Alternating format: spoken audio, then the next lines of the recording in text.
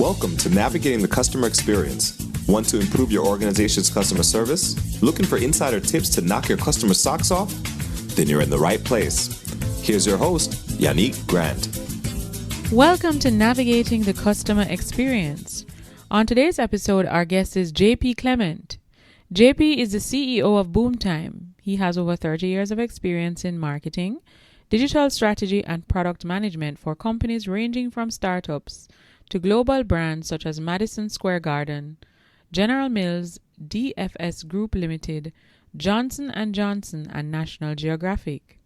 JP has worked for and helped companies in both the B2C and the B2B sectors and founded 3 digital strategy and marketing agencies after working for many years on the corporate side of marketing. JP's passions are analytics, digital products, and creating the right strategy at the right time for the right audience. So plug your earphones in, sit back, and let's jump right into this conversation with JP. Welcome, JP. Thanks, Yannick. Okay, before we jump into our, targeted questions, we always like to ask our guests, could you share with us just a little bit about your journey, your history, how it is that you got to where you are today? We want to get to know JP at the core. Yeah, that's a very good question. And, I don't know how far back I should go, but, I've always thought that marketing was kind of my calling, just because, the average choices were too boring and didn't really fit my personality. So I've been doing marketing, as you mentioned, for a very long time. Went to college in Paris, France, as you can tell by my accent, and ended up in business school in the US, specialized in marketing, and then started my journey in marketing in a long time ago in the US, and I've stayed in the US since. My marketing journey has taken me many different places. I think, without bragging, I've probably done every type of marketing that there is to do. I started obviously in traditional marketing, doing, the couple things that you could do back in the days with traditional marketing. I did consumer packaged goods marketing at the beginning of my career. Then I moved into direct marketing, database marketing, catalog marketing. And then I went to the internet side of things in '98. So quite a while ago, when the internet was still, trying to figure out how to do, people were still trying to figure out how to do marketing on the internet in the digital space. And I've been doing within digital marketing probably every type of marketing that you can think about. So anywhere from influencer marketing to word of mouth marketing to email marketing, and I can go on and on and on and on. But the past 10 years, I've basically worked on the agency side, actually more than 10 years, about 14 years now. And before that, I worked on what we would call the client side, and employed a lot of marketing agencies. When I was moved to the agency side of things, I was always kind of fascinated by and curious about how I could make this marketing agency model work better for agencies. I'm very curious by nature, and I always like to figure out, how to make things a little bit better or significantly better. And I thought that marketing agencies were very inefficient and very hard to scale. And so for about 10 years, I thought really hard about how to do that. And I came up with some ideas that I started putting in place in 2018, so a couple of years ago. And then I came across Boomtime and really liked the way they were thinking about this scaling of marketing. And it so ended up that, the CEO of Boomtime was moving on to another venture and needed to replace himself and hired me. So that's kind of where I am, why I am where I am today. Okay, awesome. That sounds really good. Exciting journey. Thank you for sharing that, JP. So we're pretty much still going through a pandemic. Where are you located exactly? You said you're in the US? Yes, we're in the US. We're in beautiful and very empty New Mexico, which is you're in Jamaica, right? Yes. So in the US, it's a big place. I don't know if you know. It's basically it touches Arizona, and it's southwest. Right. We have a border with Mexico, but we're New Mexico, and yeah, it's a very empty state, and we've been very impacted by the crisis. But our business was remote before the pandemic hit, and so we've been actually, as a business, doing very well, and we're very grateful for that. Okay. So let's talk a little bit about that, JP. A lot of people are looking at, I guess, new and creative ways to target new customers or to retarget existing customers. And you're in that marketing sphere or in that marketing space. So could you maybe share one or two things that has led to your success, or maybe just trends that you've observed regarding marketing based on what's happening globally? And what would you recommend persons should be doing if they're not doing it already? Yeah, so just to give you a little bit of context, Boomtime, we specialize in B2B businesses, so helping businesses that sell to other businesses. That's kind of our sweet spot, if you want to call it that. And we, those businesses were especially hard hit by the pandemic because the way they used to market themselves or sell was either on a one-to-one basis, by visiting offices of other companies or things like that, or by going to trade shows and conferences. And when the pandemic shut down all these conferences, all these trade shows, all these places where they would typically do their marketing and their business, their sales, they would, these businesses, which tend to be a little bit more, conservative in terms of their marketing approaches, were really caught unawares. So we've been doing really well as a business because we have been able to reach out to all these businesses and show them the value of digital marketing in an age where face-to-face, in-person meetings and trade shows and conferences, as I mentioned, could not happen any longer. So we've been doing really well that way. But so you're asking me for pointers, and this is one of them, right? It's like you can do a lot of your marketing in a digital space without having to go into conferences and trade shows and those gigantic centers where people aggregate and share germs, right, and viruses.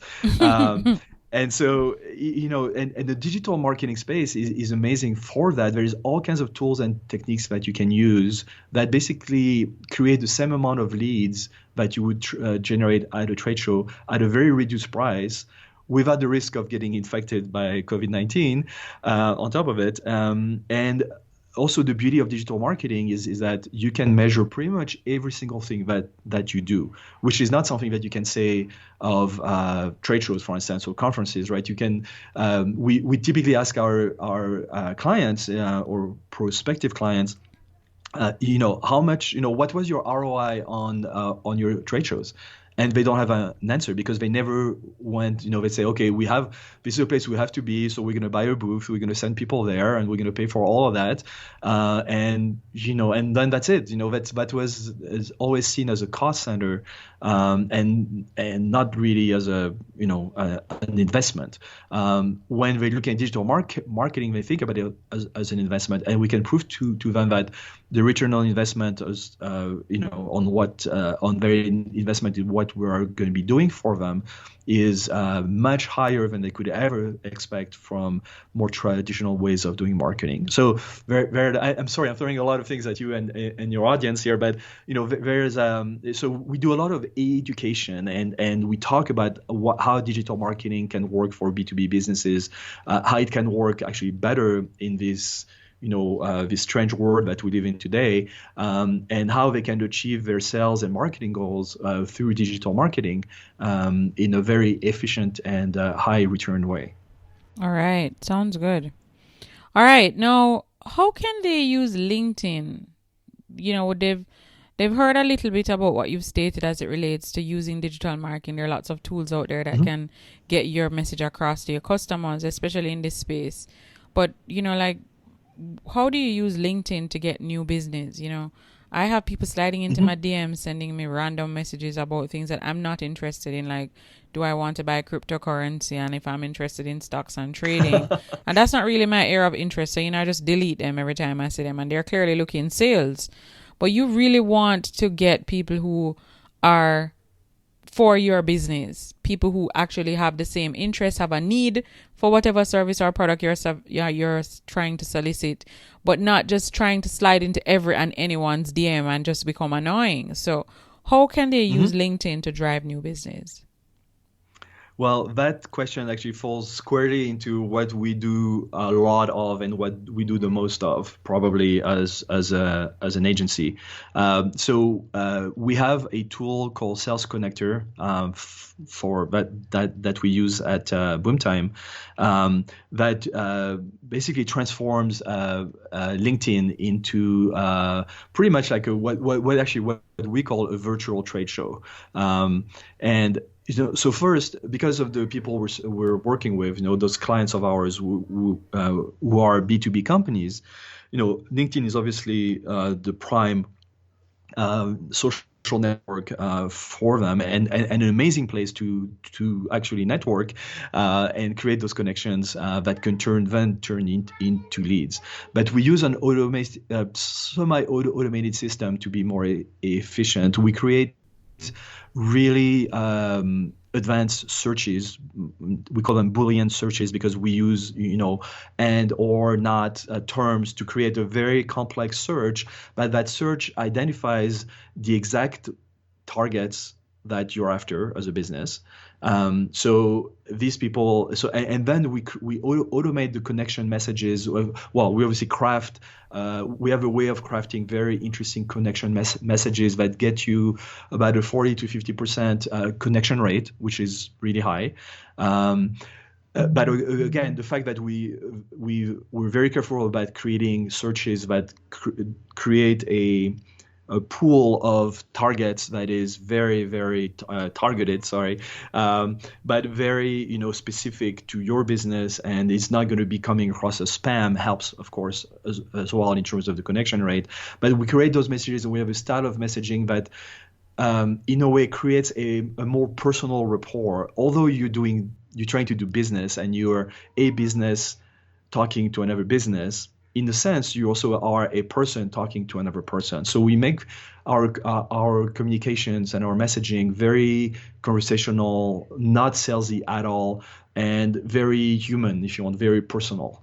And so we create this, and then we have all kinds of tools that help us sort through those connections to decide whether they're a good lead or a bad lead, and then send those connections to a business CRM, customer relationship management system. And so create those integrations so those leads can be then nurtured and followed up on, and so on. So we have a whole system in place that helps people basically create those leads and generate those connections on LinkedIn. All right. Sounds good. Okay. So could you share with us, JP, what tool, website, or app, or do you have a tool, website, or app that you use in your business that you absolutely cannot live without? Yeah, so it's probably a very standard answer. You probably heard that one quite a bit, but because we are remote and we've been having, we've had no office for about a year and a half now, we are incredibly dependent on Slack. You probably use Slack yourself, but I highly recommend it. It's a very well done product. If and when Slack goes down, which doesn't happen very often, but it happened about 2 months ago or a month ago, it literally shuts down our business. It's our virtual office. This is where we communicate internally. This is also we communicate with some of our clients and our partners via the guest feature. This is where we post a whole bunch of very important things for the running of our business and how we keep in touch with one another. So Slack, super critical for us. Zoom, obviously, we wouldn't be able to live and work without Zoom, both internally and externally. and we're a big fan of Zoom. And then more specific to what I do and what my sales team does is Pipedrive. So Pipedrive is a CRM, customer relationship management system, and it's similar to things like HubSpot and Salesforce.com and things like that, Pardot. But it's way more visual and way easier to use and quite a bit cheaper too, some of it. And so we wouldn't be able to survive as a company without Pipedrive. So highly recommended as well. All right. Sounds good. Okay. Now, do you have maybe one or two books that you have read either currently or in the past that has had a very, very big impact on you? From a business standpoint, you mean, or personal? Could be. But the book has had a great impact on you.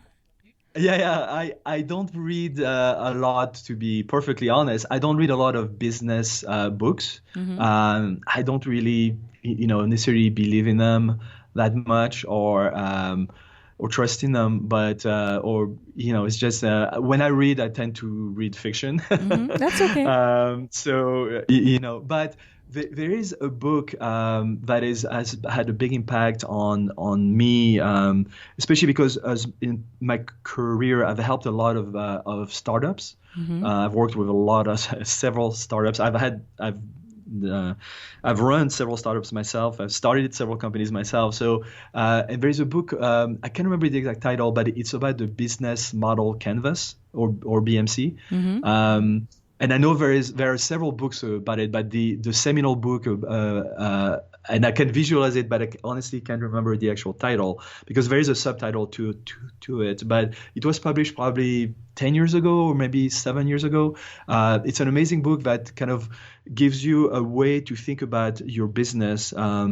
It doesn't necessarily apply just to startups. It's especially interesting for startups, but also for existing businesses that are launching, that are reinventing themselves or rethinking their whole strategy. And it's an amazing book that kind of simplifies the whole operation and strategy around a business to literally a one-page summary. Very visual, very simple, but incredibly powerful tool. And especially because the process that they take you to get to that one page is amazingly helpful, I think, for companies. And I've used it many times, and it's so I'm sorry, I'm gonna have to tell your clients, your audience, sorry, I can't tell them exactly what the name of the book is, but if anybody does a search in Amazon.com or on Google for business model canvas, they'll find the book, and it's very highly recommended for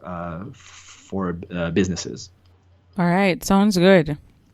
Okay, now, could you share with us if you have something that's going on in your life right now? It could be something that it has to be something that you're really excited about, but is it something that you're working on to develop yourself or your people?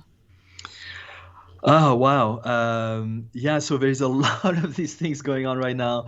I took over Boomtime not too long ago, and made a lot of changes, and we're evolving very rapidly and growing very rapidly as a company, as an agency. So I'm constantly I have projects in place to try to help my people be better at what they do, give them the tools that they need to improve our performance. We educate also, as I mentioned, also our clients a lot. So I have many of these kind of, from a professional standpoint, like things in place to help, and actually one of the core values that I try to sneak into our company, into Boomtime, which didn't exist before, is this idea of the fact that,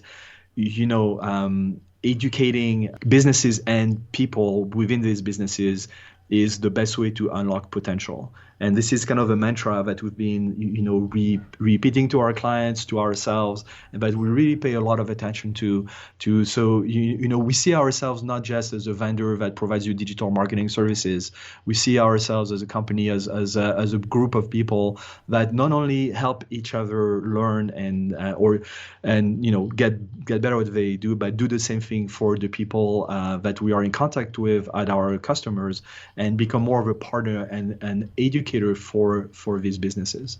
So this is a core value. We call it, our core value says, we are curious, we learn, we educate. And it goes internally and externally. And this is something we've been working on constantly. Like literally, it's a daily thing for us.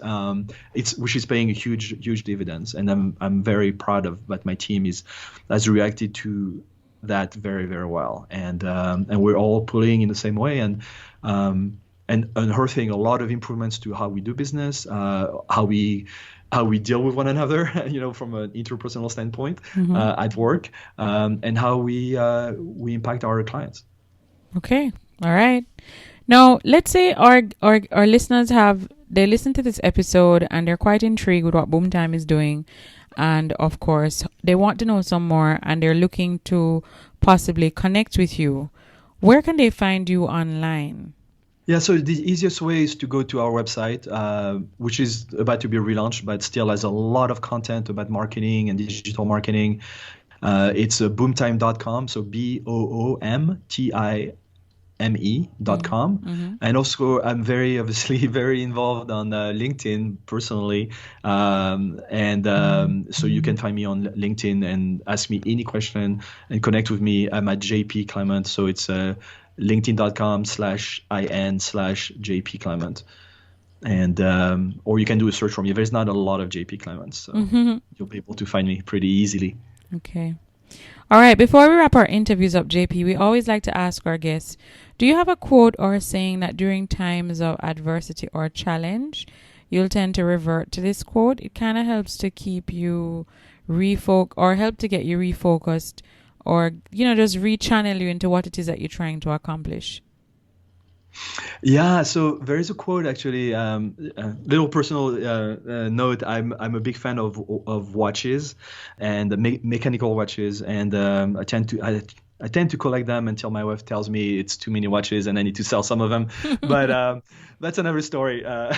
But one of the watchmakers that I really like is named Oris. It's Oris. It's a Swiss watchmaker, and they have a watch, a special edition watch they release once in a while, and it has a quote in the back that is amazing, and it's from the first African American diver in the Navy that rose to the rank of major, I think, like a very high rank, one of the highest ranks, and he was basically a deep, like a Navy deep diver. His name was Carl Brashear, and he has a quote that they engrave on the back of these special edition watches, which I think is amazing. He said, "It's not a sin to fall down; it's a sin not to try to get up." Oh, lovely, nice. Okay, so all right, I like that. I try to live by that. Never, don't get discouraged by falling down. Just make sure you get back up, eh? Yeah, make sure you try as hard as you can to get back up. Yeah. And that's the scene to him was, you will get down at some point, you will fall down, and the scene is not to try to get up by any means possible. Mm-hmm. All right. Thank you so much, JP, for jumping on this podcast today and sharing all of these great nuggets with us about digital marketing and just how you can position yourself to really connect with customers, offer them greater value through the platforms that exist or don't exist to get through to them. And of course, sharing that wonderful quote at the end. And we will definitely have the links to how our listeners can get in touch with you in the show notes of this episode. Well, Yannick, thanks for having me. I really enjoyed our conversation. All right. So, guys, just want to remind you, you can connect with us on Facebook by logging on to Facebook and joining our private Facebook group, Navigating the Customer Experience Community. And feel free to follow us on Twitter at NavigatingCX. Until next time, I'm your host, Yannick Grant. Thank you for listening to Navigating the Customer Experience. If you'd like to connect with us even more, please feel free to hop onto Facebook and join our private Facebook group, Navigating the Customer Experience Community. And of course, feel free to follow us on Twitter at NavigatingCX. We also have a new book available on Amazon, The ABCs of a Fantastic Customer Experience. It's available in ebook and paperback. So if you want to increase revenue in your organization, build a stronger service culture, and create employees or develop employees who are really mastering service delivery in your business, you need to grab a copy of this book. Until next time, I'm your host, Yannick Grant. Thanks for listening. For more awesome resources to take your customer service game to another level, head over to navigatingthecustomerexperience.com. See you next time.